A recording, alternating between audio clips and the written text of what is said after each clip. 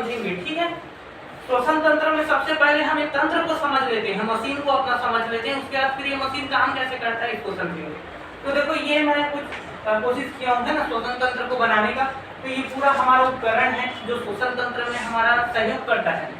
जो सांस है मतलब जो वायु है वो सबसे पहले कहाँ आता है, हमारे नाक में। तो नाक के जो मार्ग है वो क्या कहलाता है, हमारा नासा मार्ग कहलाता है। और इसी नासा मार्ग से क्या होता है, हमारी वायु हमारे शरीर में प्रवेश करती है। इसके बाद ये वायु जो आगे जाती है किसमें, ग्रसनी में। और ग्रसनी में जाने के बाद ये आगे हमारा जो ये पाइपलाइन है ये दो भागों में बढ़ जाता है। एक होता है इस तरफ ग्रास नली तरफ और एक होता है ट्रेकिया तरफ। तो जो हम लोग खाना वाला खाते हैं, जो पानी वानी पीते हैं, सभी किधर जाता है, हमारे ग्रास नली में। और जो हम सांस लेते हैं वो किसमें जाता है, ट्रेकिया में। अब ये पता कैसे चलता है भाई कि किधर जाना है, इसी कारण कई छोटे बच्चे कई बार रच जाते हैं खाना खाते खाते, श्वास नली में खाना फंस जाता है। तो ये कैसे होता है, तो यहाँ पर देखिए नासा मार्ग से जब वायु आता है और ग्रसनी में जाता है तो जो वायु है उसको जाना होता है ट्रेकिया में, और जो पानी या खाना है उसको जाना होता है किसमें, ग्रास नली में। लेकिन यहाँ पर खाने को वायु मार्ग में है ना, इधर ट्रेकिया में, और हवा को इस तरफ ग्रास नली में जाने से रोकने के लिए एक छोटा सा उपकरण लगा रहता है। ट्रेकिया और ग्रसनी के बीच में यहाँ पर एक छोटा सा उपकरण लगा रहता है जिसको स्वर यंत्र या लैरिक्स बोलते हैं। ये बहुत महत्वपूर्ण यंत्र है ना। ये जो है ना हमारे शरीर का जो उपकरण है बहुत इंपॉर्टेंट है, क्योंकि हमारे शरीर से बस हवा निकलता है, स्वर तो यहाँ पर आकर के बनता है। ये पहला काम हो गया। दूसरा काम क्या हो गया, यहाँ पर इसमें छोटा सा जो है ढक्कन पाया जाता है ना, एपिलिग्नाइट नाम का एक छोटा सा क्या है, इसमें ढक्कन पाया जाता है। जब हम सांस लेते हैं ना तो वो ढक्कन इधर ग्रास नली को बंद कर देता है और सभी हवा को ट्रेकिया में जाने देता है। लेकिन जब हम खाना खाते हैं, पानी पीते हैं ना, तो ये ढक्कन ट्रेकिया को बंद कर देता है और जो खाना या पानी है उसको ग्रास नली में जाने के लिए रास्ता खुला कर देता है, ठीक है। तो ये हमारा जो स्वर यंत्र है ना, ये लैरिक्स जिसको हम बोलते हैं, ये बहुत महत्वपूर्ण है। तो हमने क्या देखा, सबसे पहले नासा मार्ग, जहाँ से हमारी वायु हमारे शरीर के अंदर प्रवेश करती है। इस नासा मार्ग में यहाँ पर क्या पाया जाता है, छोटा सा ग्रंथि पाया जाता है, और उस ग्रंथि से एक म्यूकस अम्ल निकलता है ना, एक प्रकार का वो एंजाइम है। एंजाइम का क्या काम करता है, एंजाइम का यूज क्या होता है, एक प्रकार से हमारे शरीर में एंटीबॉडी का काम करता है ना। हाँ, मतलब हमारे शरीर के उपकरणों को सही तरीके से चलाने में मदद करता है।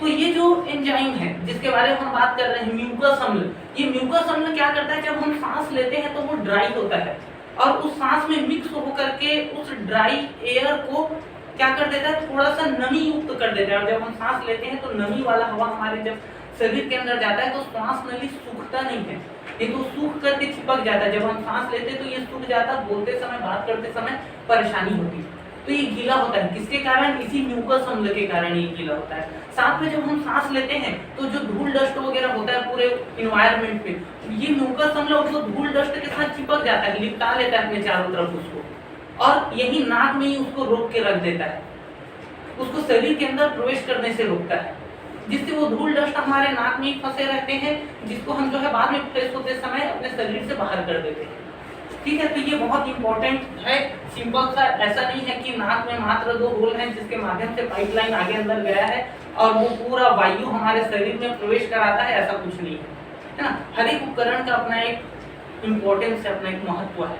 हमारे नाक में छोटे छोटे बाल पाए जाते हैं, इसका भी अपना एक महत्व है।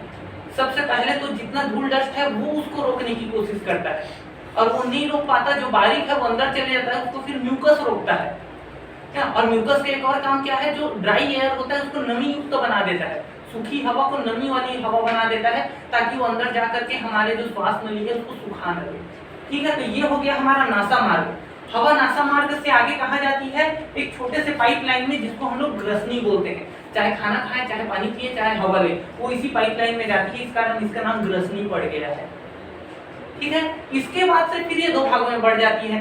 खाना वाना खाने के लिए, पानी पीने के लिए अलग पाइपलाइन जो हमारे स्टमक में जुड़ा रहता है, और सांस लेने के लिए अलग पाइपलाइन जो हमारे फेफड़े में, लंग्स में जुड़ा रहता है।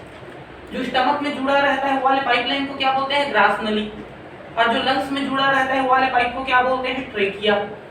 लेकिन हम खाना खाएं पानी पिए या हवा ले, वो सभी ग्रसनी से ही होकर के जाता है। तो भाई ये डिसाइड कैसे होगा कि वो किस में जाएगा, ग्रास नली में जाएगा कि ट्रेकिया में जाएगा, ये डिसाइड कौन करेगा? यहाँ पर एक छोटा सा उपकरण और लगा रहता है, स्वर यंत्र या लैरिक्स। इस स्वर यंत्र लैरिक्स में छोटा सा ढक्कन लगा रहता है ना, और यही ढक्कन खाना खाते समय श्वास नली को बंद कर देता है और पानी पीते समय सांस लेते समय वो जो है हमारे ग्रास नली को बंद कर देता है। इसी कारण खाना खाते समय बात नहीं करना चाहिए बोलते हैं। आप खाना भी खा रहे हैं और बात भी कर रहे हैं, तो बात करेंगे तो यहाँ से हवा निकलने के लिए उसको ढक्कन को खोलना पड़ेगा, और कहीं गलती से पानी या खाना अगर उसमें चला गया तो परेशानी हो जाएगी फिर आपको। ठीक है, तो ये है सिस्टम। अब ये देखिए, ये ट्रेकिया आगे जाकर के दो भागों में बढ़ जाता है। एक भाग जाता है इसका हमारा दायां फेफड़ा की तरफ, और एक भाग जाता है हमारा बायां फेफड़ा की तरफ। हमारे शरीर में दो फेफड़े होते हैं, एक जोड़ी फेफड़ा पाया जाता है हमारे शरीर में। तो ये जो ट्रेकिया है आगे जाकर के दो भागों में बढ़ जाता है, एक बायां भाग और एक हमारा दायां भाग। ठीक है, जो हमारा दायां भाग है ना, राइट लंग्स जो है हमारा, राइट लंग्स, ये थोड़ा बड़ा होता है क्योंकि ट्रेकिया आगे जाकर के ना ये तीन भागों में बढ़ता है फिर से। और जो हमारा लेफ्ट लंग्स है ना, बायां फेफड़ा जो है हमारा, ये थोड़ा छोटा होता है क्योंकि ट्रेकिया आगे जाकर के इसमें दो भागों में बढ़ता है। ट्रेकिया जो फिर से तीन भागों में देखो ये बटा है और ये दो भागों में बटा है, इसको क्या बोलते हैं? ब्रोंकाई, है ना, इसको ब्रोंकाई बोलते हैं। और फिर ये ब्रोंकाई आगे चल करके और छोटे छोटे पार्ट्स में बढ़ जाते हैं जिसको बोलते हैं ब्रोंकियोल्स। और ये जो ब्रोंकियोल्स हैं इसके एकदम किनारे में गुब्बारे जैसी संरचना होती है, और इसी को बोलते हैं वायु कुपिका। इसी में आकर के हमारी हवा जो है भरती है, ब्लड कैपिलरी भी बोलते हैं इसको, क्योंकि जो वायु कुपिका जो गुब्बारा है, इस गुब्बारे के दीवार पर एक खून के नस दौड़ते रहते हैं, है ना, खून का नस फैला रहता है। जब हवा लेते हैं, ऐसा सांस लिया तो ये गुब्बारा तनाने लगा, जब तनाया तो खून में भी दबाव पड़ा, खून के नस में, तो अंदर का जो ऑक्सीजन है उसको एब्जॉर्ब कर लिया, खींच लिया वो, है ना। ये बहुत इंपॉर्टेंट होता है। और अभी कोरोना जैसे आया था ना, तो सांस लेने में दिक्कत हो रहा था, तो प्रॉब्लम क्या हो रहा था पता है? पूरा लिक्विड जो है, ये जो हमारा एंटीबॉडी है ना, एंटीबॉडी, ये हमारा एंटीबॉडी कोरोना से लड़ता था, और लड़ते लड़ते जब कोरोना को खत्म करने लगता था तो ये लिक्विड में बदल जाता था, द्रव में, कोरोना का जो वेस्ट मटेरियल है, और यही लिक्विड आके ये ब्लड कैपिलरी में फंस जाता था। अब भाई ब्लड कैपिलरी पहले से पानी से भरा हुआ है, तो सांस लेंगे तो ये कहाँ से खुलेगा? नहीं खुलेगा, और हमारे फेफड़े से जो वो रक्त वाहिकाएं जो है ना, उसके जो गुब्बारे की दीवारों में जो खून की नसें हैं उसको ऑक्सीजन नहीं मिलता था, क्योंकि भाई इसी ब्लड कैपिलरी में पूरा तरल पदार्थ द्रव भर गया रहता था, है ना, पानी जैसा कुछ भर जाया रहता था। और यहीं से हम सांस तो लेते थे, लेकिन ऑक्सीजन की कमी होती थी। हमारे पास देखो करोड़ों ब्लड कैपिलरी है, लेकिन अधिकांश सब में क्या भरा हुआ है? पानी भर गया है। उसी कोरोना के कारण कुछ काम कर रहा है। तो इसी कारण डॉक्टर तो क्या करते थे? आदमी को जिंदा रखने के लिए इलाज करेंगे, लेकिन इलाज करते करते वो मर मत जाए, क्योंकि ऑक्सीजन की कमी होगी तो वो मर जाएगा, इस कारण उसको शुद्ध ऑक्सीजन देते थे। जहां कहीं भी उसका ब्लड कैपिलरी काम कर रहा होगा वहां से शुद्ध ऑक्सीजन दो उसको, ताकि ऑक्सीजन की खपत जो है हम कंट्रोल कर सकें, ऑक्सीजन की जो खपत है उसको हम पूर्ति कर सकें। क्योंकि भाई हम जो ऑक्सीजन लेते हैं इसमें तो ऐसे भी क्या होता है, बहुत ज्यादा धूल डस्ट होता है, और ऊपर से पहले से ब्लड कैपिलरी काम नहीं कर रहा है, तो आदमी मर जाएगा ना ऑक्सीजन की कमी से। तो जो कुछ ब्लड कैपिलरी काम कर रहा है उसको भरपूर ऑक्सीजन दो, शुद्ध ऑक्सीजन दो, ताकि वो जिंदा रह सके, और हम इसी समय इसी बीच में उसका दवाई ववाई दे के ट्रीटमेंट कर सके। कोरोना का इलाज नहीं करता था, वो उसको जिंदा रखे रहता था, और उसी दौरान डॉक्टर उसका इलाज करते थे। ये सिस्टम है, आगे समझो इसको। तो जो हमारा लेफ्ट लंग्स है, ये राइट लंग्स के मुकाबले थोड़ा छोटा होता है।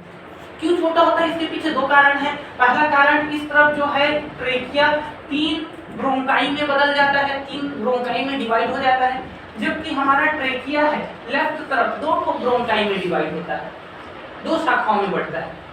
और दूसरा, इसको हार्ट के लिए भी तो जगह बनाना है ना, क्योंकि हार्ट हमारे लेफ्ट तरफ ही होता है, इस कारण इसको हार्ट के लिए भी एक छोटा सा जगह मैनेज करना है। तो इस कारण ये दो कारणों से क्या होता है, हमारा जो लेफ्ट लंग्स है ये थोड़ा सा छोटा होता है राइट लंग्स के मुकाबले। ठीक है, तो ये हमने देख लिया क्या, ब्रोंकाई, ब्रोंकियोल्स और ब्लड कैपिलरी, ये चारों तरफ है ना, ये पूरा चारों तरफ एक मेम्ब्रेन से घिरा होता है। और उस मेम्ब्रेन को हम क्या बोलते हैं, प्लूरल मेम्ब्रेन। ये पूरा ऐसा नहीं कि हमारा जो पूरा ये सिस्टम है ये ऐसा जाली जैसा पाइपलाइन ऐसा फेंक देते हैं ना पाइप को गार्डन में पानी डाल करके, ऐसा बिखरा हुआ, ऐसा नहीं, ये पूरा एक पैकेट में बंद है ना। और वो पैकेट किसका बना है, प्लूरल मेम्ब्रेन का बना हुआ है, प्लूरल मेम्ब्रेन। और ये एक प्रकार से जाली जैसी संरचना है इसके अंदर, है ना। इसको जैसे अपन यहाँ से काटेंगे ना तो एक स्पंज जैसी संरचना हमको देखने को मिलती है हमारे फेफड़े में। ये हमारा फेफड़े का क्या है, ये हमारा पूरा श्वसन तंत्र का क्या है, ये स्ट्रक्चर है ना। वायु यहीं पर आता है और यहीं से ब्लड में मिलता है, फिर वायु आगे जाता है, आगे जो है फिर ब्लड का काम चालू हो जाता है। यहाँ तक हमारा श्वसन तंत्र काम करता है, इसके आगे फिर ब्लड का काम चालू हो जाता है। अब ये हमने मशीन को समझ लिया, अब हम ये काम कैसे करता है इसको समझते हैं, उसमें हम थोड़ा डिटेल समझेंगे इसको, ठीक है। चलिए समझिए। तो ये जो हमारा श्वसन तंत्र है, श्वसन तंत्र, इसको हम पूरा सिस्टम को, श्वसन तंत्र को, रेस्पिरेटरी सिस्टम को जो पूरा हमारे शरीर में होता है, इसको 4 भागों में डिवाइड करके पढ़ सकते हैं हम। पहला है हमारा बाह्य श्वसन, पहला है बाह्य श्वसन, ठीक है। और दूसरा है हमारा वायु परिवहन, वायु परिवहन। तीसरा है आंतरिक श्वसन और चौथा है कोशिकीय श्वसन।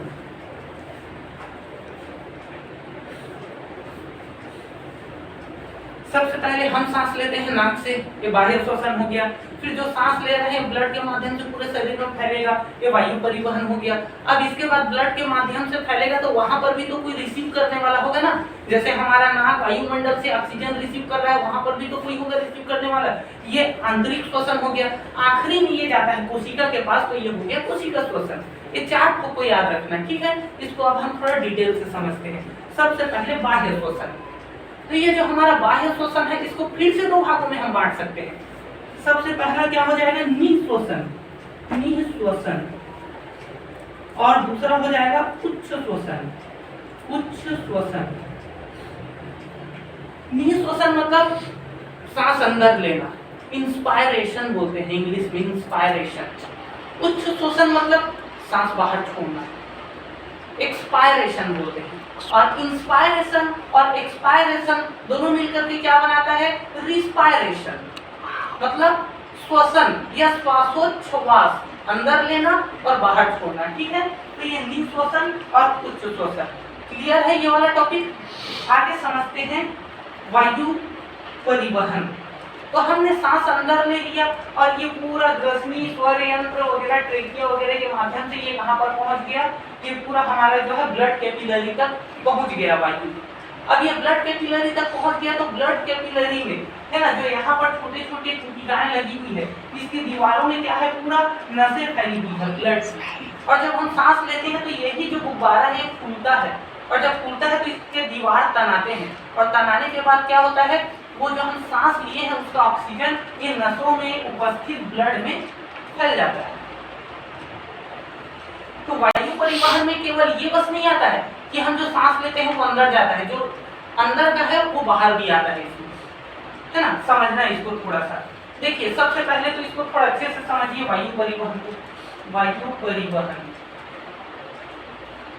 हम सांस लेते हैं, है ना, तो वायुमंडल में हम सभी जानते हैं 78% क्या है, नाइट्रोजन।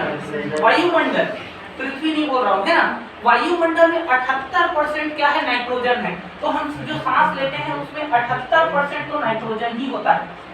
अभी जो मैं सांस ले रहा हूँ ना, इसमें 78% तो नाइट्रोजन ही होगा। और कितना परसेंट ऑक्सीजन है, 21% ऑक्सीजन है, 21%। और कार्बन डाइऑक्साइड भी है थोड़ा सा, 0.03% कार्बन डाइऑक्साइड है। हम जो सांस लेते हैं वायुमंडल में जो होगा वही तो अंदर लेंगे ना भाई। तो भूगोल में आप लोग पढ़ोगे वायुमंडल का संगठन, तो वायुमंडल के संगठन में मैं कोचिंग में भी बताया था 78% ऑक्सीजन, 21% ऑक्सीजन, 78% नाइट्रोजन, 21% ऑक्सीजन और कार्बन डाइऑक्साइड 0.03% कार्बन डाइऑक्साइड है, ये मैं बताया था। तो जो वायुमंडल में होगा उसी को तो लेंगे, ऑक्सीजन को थोड़ी ले लेंगे, ठीक है।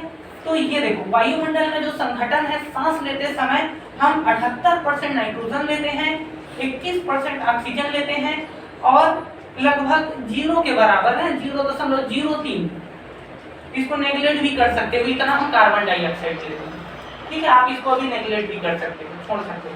अभी देखो, अब जब हम सांस छोड़ते हैं, तो यहाँ पर क्या होता है, जो ऑक्सीजन हमने लिया, जो नाइट्रोजन लिया पहले, है ना, जो हमने नाइट्रोजन लिया उसका तो कोई यूज नहीं है हमारे शरीर में, तो जो हमने 78% नाइट्रोजन लिया वो पूरा का पूरा 78% नाइट्रोजन वापस आ जाता है बाहर फेफड़े से, क्योंकि ऑक्सीजन जो हमारा ब्लड कैपिलरी है उसको रिसीव ही नहीं करता, तो फेफड़े से ही वापस आ जाता है। ऑक्सीजन आता है 17%। देखो हम सांस लिए तो हम ये सोचते हैं पूरा सांस लिए, बताओ 100% में केवल 4% हम यूज कर रहे हैं ऑक्सीजन को, 4%। इसी कारण बोलते हैं दौड़ना चाहिए, एक्सरसाइज करना चाहिए। इससे क्या होता है, हमारा जो श्वसन तंत्र है इसमें ऑक्सीजन की खपत बढ़ती है और हमारे शरीर को ज्यादा ऑक्सीजन मिलता है। आलसी बने रहेंगे तो एक तो ऐसे ही 4% ऑक्सीजन लेते हैं, फिर 3% हो जाएगा, फिर मुश्किल हो जाएगा, फिर ऋतु का फायदा हो जाएगा, सब लक्ष्मी मेडिकल जाएंगे। चलो ठीक है ना। अब बाकी जो 4% हमने ऑक्सीजन लिया है अपने अंदर, अब वो ऑक्सीजन अंदर जाके जलेगा वहां पर, तो कार्बन डाइऑक्साइड गैस जो बनेगा वो 4% कार्बन डाइऑक्साइड गैस निकलेगा। फिर तो हम सांस लेते समय ये ग्रहण करते हैं और सांस छोड़ते समय ये छोड़ते हैं, ठीक है। तो ये है हमारा क्या, वायु परिवहन, ठीक है, वायु परिवहन। हम सांस लेते हैं, हमारा जो ऑक्सीजन है वो कहाँ जाता है, ब्लड कैपिलरी में, और ब्लड कैपिलरी के जो ब्लड है ऑक्सीजन को रिसीव करते हैं और बाकी जो एलिमेंट है उसको वहीं से छोड़ देते हैं। फिर उसके बाद जो ऑक्सीजन है वो ऑक्सीजन हमारे शरीर के अंदर जाता है, और हमारे शरीर के अंदर जब जाता है ना, 78% ऑक्सीजन हमने छोड़ दिया, 17% ऑक्सीजन भी हमने छोड़ दिया, बाकी का 4% ऑक्सीजन को हमने रिसीव किया। वो 4% ऑक्सीजन को हमारा जो हीमोग्लोबिन है, आरबीसी, लाल रक्त कणिका या रेड ब्लड सेल जिसको बोलते हैं, वो जो है हमारे शरीर में जो हीमोग्लोबिन पाया जाता है लाल कलर का, है ना, वो उसको रिसीव करता है, उसी वायु को, और वो वायु को कहाँ पर ले जाता है, हमारे सभी कोशिकाओं तक पहुंचाता है, हमारे सभी नसों के माध्यम से पूरे शरीर में उसका परिवहन करता है। और हमारा शरीर क्या करता है, उसको बदले में, हमारी कोशिकाएं जो है उसको बदले में क्या देती है, कार्बन डाइऑक्साइड गैस। तो देखो यहाँ पर वायु परिवहन में समझो इसको, है ना, यहीं पर बता देता हूँ।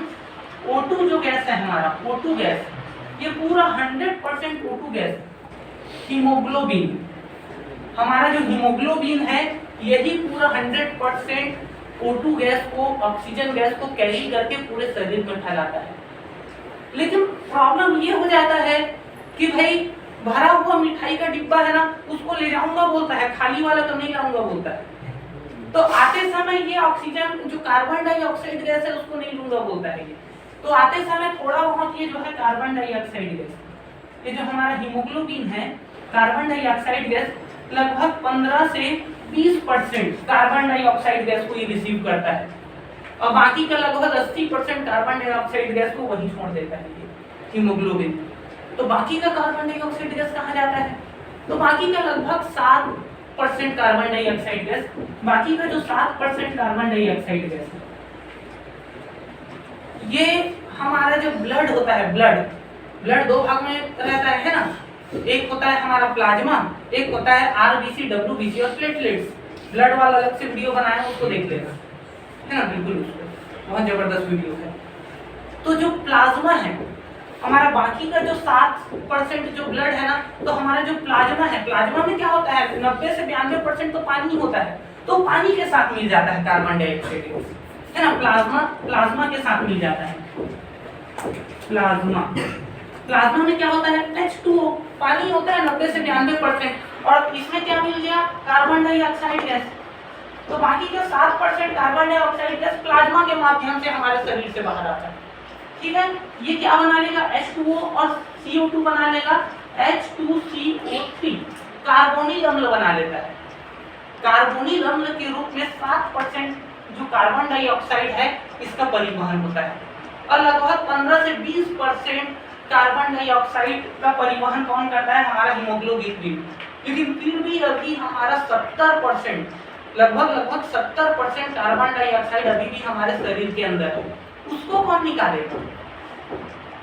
अभी भी हमारे शरीर में 70% कार्बन डाइऑक्साइड गैस है, इसको कौन निकालेगा? इसी कारण बोलते हैं पौष्टिक आहार खाना चाहिए। क्योंकि जो हम पौष्टिक आहार खाते हैं, है ना, जैसे केला हो गया, दूध हो गया, बादाम हो गया, हरी पत्तेदार सब्जियां हो गई, इसमें पोटेशियम पाया जाता है। हम जो नमक खाते हैं इसमें सोडियम पाया जाता है। और ये पोटेशियम और सोडियम के साथ बाकी का जो 70% कार्बन डाइऑक्साइड गैस है, ये इसी पोटेशियम और सोडियम के साथ मिल करके पोटेशियम बाइकार्बोनेट और सोडियम बाइकार्बोनेट बना देता है। तो हमारे शरीर में जो पोटेशियम और जो सोडियम होता है, याद करो मैं बताया था हेमबर्गर इफेक्ट, जो नमक खाते हैं उसका क्लोराइड कहाँ चले जाता है? क्लोराइड शिफ्टिंग में बच गया सोडियम, तो वो सोडियम कहाँ जाएगा? फिर कार्बन डाइऑक्साइड के पास। क्योंकि भाई मैं बोला था कोई भी चीज आवेश के रूप में नहीं रह सकता, पॉजिटिव चार्ज या निगेटिव चार्ज के रूप में नहीं रह सकता, उसको न्यूट्रल होना पड़ेगा। तो भाई हमारा जो हेमबर्गर इफेक्ट में वहां से जो हमारा माइनस चार्ज जो निकला था, हेमबर्गर इफेक्ट में जो हमारा माइनस चार्ज निकला था, क्या था उसमें?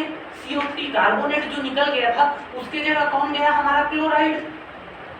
तो क्लोराइड किसको छोड़ के गया? सोडियम को छोड़ के गया। तो उधर हमारा जो RBC है उसको न्यूट्रल करने के लिए इधर हमारा सोडियम आवेशित हो गया ना, तो यहाँ पर ये भी तो प्रॉब्लम करेगा, इसको भी कोई चाहिए। तो ये किसके साथ जाके मिल जाएगा? कार्बन डाइऑक्साइड के साथ ये जाके मिल जाएगा फिर कार्बन डाइऑक्साइड के साथ। मतलब हमारे RBC से जो निकलता है उसको सोडियम रिसीव करता है, और सोडियम के साथ जो क्लोराइड है उसको RBC के अंदर जो है वो रिसीव करता है, एक दूसरे से एक्सचेंज कर देते हैं। तो 70% हमारे शरीर का लगभग 70% कार्बन डाइऑक्साइड हमारे शरीर में जो पोटेशियम होते हैं और जो सोडियम होते हैं इसके साथ बाइकार्बोनेट बना करके परिवहन करते हैं। तो इस प्रकार से हमारे शरीर में ऑक्सीजन जाता है और ऑक्सीजन के बदले कार्बन डाइऑक्साइड गैस बाहर निकलता है। ये है वायु परिवहन। क्लियर है? नोट बना लेना, इसको सब क्लियर हो जाएगा। अगला है आंतरिक श्वसन। आंतरिक श्वसन, तो भाई हम वायुमंडल से क्या करते हैं? इन्वायरमेंट से हम वायु लेते हैं, ये क्या कहलाया? हमारा बाह्य श्वसन। अब ये वायु हमारे पूरे शरीर में फैलते फैलते ब्लड के माध्यम से हमारे कोशिकाओं तक जाएगा, और फिर उस वायु को हमारा कोशिका ग्रहण करेगा, तो वो क्या कहलाएगा? हमारा आंतरिक श्वसन। हम बाहर से वायु को ग्रहण कर रहे हैं, ये बाह्य श्वसन है। अब ये वायु ऐसा नहीं है घूम फिर के फिर नाक से बाहर आ जाएगा, अंदर जाएगा, अंदर की जाएगा तो अंदर भी तो कोई होगा ना रिसीव करने वाला, है ना? हमारे ऊतक वगैरह होंगे, हमारी कोशिकाएं होंगी जो वायु को रिसीव करेगा। तो वहां पर जो रिसीवर लोग हैं, ये जो हमारा नाक है जो वायुमंडल से रिसीव करता है, ये बाह्य श्वसन है। और अंदर में जो हमारे वायु को रिसीव करने वाले हैं वहां पर भी वो वायु को रिसीव करते हैं, ये आंतरिक श्वसन है। ठीक है, ये बाह्य श्वसन और ये आंतरिक श्वसन, ये हमारे नाक में होता है, ये हमारे शरीर के अंदर होता है, हमारे उसको हमारी कोशिकाओं में। अब समझिए कोशिकीय श्वसन क्या होता है।